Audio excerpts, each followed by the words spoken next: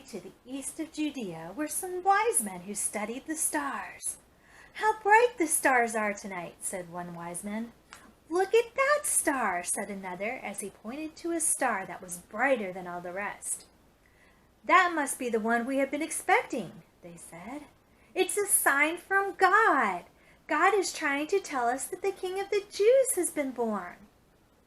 "Yes, I think you are right," one of the wise men said. "Let's leave right away and go so we can see for ourselves." "But we must all bring along gifts fit for a king," the first wise man said. The men quickly packed their belongings, put them on their camels, and started on their way. It took them several days to travel across the desert. When they got to Jerusalem, they went to see King Herod. "We have come all this way to worship the new king," they said. "We have followed his star in the east, and it has led us here. Can you tell us where we can find the new king?" "A new king? What were these wise men talking about?" King Herod was a wicked and selfish king, and he didn't want anyone to take his place on the throne. He quickly called the chief priests and scribes and asked, "Where is this new king to be born?" "One of the prophets said he would be born in Bethlehem," they answered. Now King Herod was really worried. He called the wise men to come and talk to him. "When did you see this star, and how long have you been following it?" he asked. The wise men told him about their studies, which led them to Bethlehem. "I'll tell you what I'd like you to do," King Herod said, sounding very kind and concerned. "Go to Bethlehem and find the child, and then come back and tell me. I want to go and worship him too." Once again, the wise men set out for Bethlehem. "Look," said one of them, "there's that star again. It's the same star we saw in the east many weeks ago." They tried to hurry their camels as they clattered down the streets of Bethlehem. At last, the three wise men came to the place where Mary and Joseph were staying.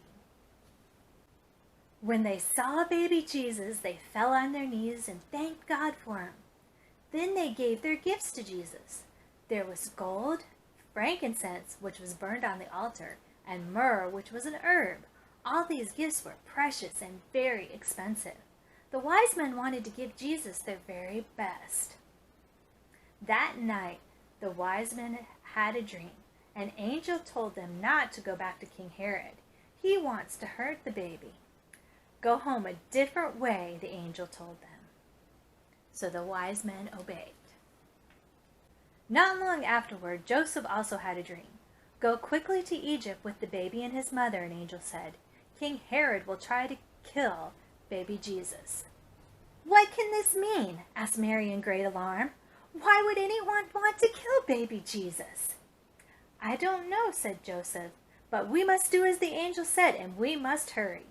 So that same night they left for Egypt. When King Herod found out the wise men were not coming back, he was furious. "I've been tricked," he shouted, "but I know a way to get rid of that new king."